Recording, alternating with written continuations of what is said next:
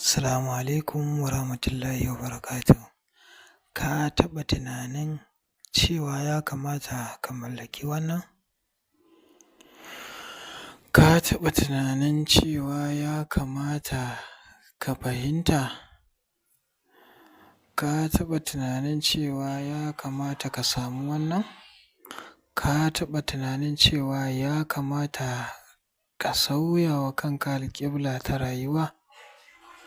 To alhamdulillah, kamar da kuka sani ni ne naku Sharif Umar Mahdi, kuma har kullum ina zuwa muku da manya-manyan sirrika, manya-manyan asraru insha Allah a wannan lokaci ma na sake bijiro muku da wannan ƙayataccen sirri namu insha Allah akan abin da ya shafi tasrifi, saukar da wannan da kuke gani insha Allahu, fiye da wannan ko wanda bai kai shi ba, yanayin dai adadin da kake buƙata.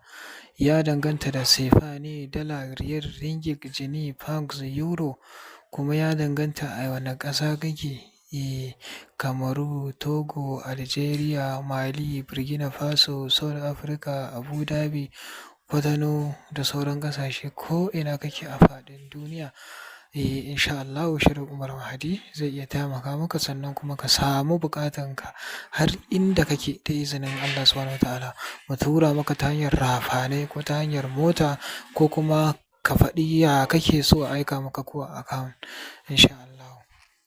Sharif Umar Mahdi a ko da yaushe a shirye muke domin ba ku asraru masu ƙarfi da izinin Allah ta ɓangaren rashin haihuwa, rashin auratayya, rashin abin da ya shafi jifa, karya sihiri, mallaka, abin da ya shafi ayyuka da yawa da izinin Allah.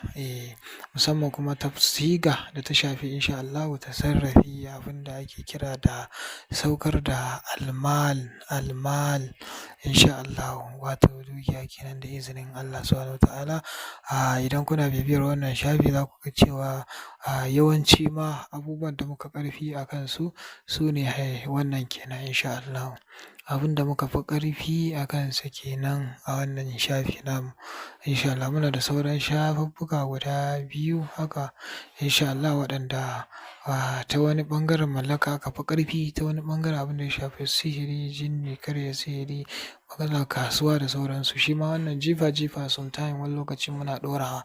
To amma insha Allahu, duba da saƙonnin da muke gani na cewa ya kamata a riƙa kawo su ma har wannan gida, insha Allah za mu yi ƙoƙari mu riƙa kawowa.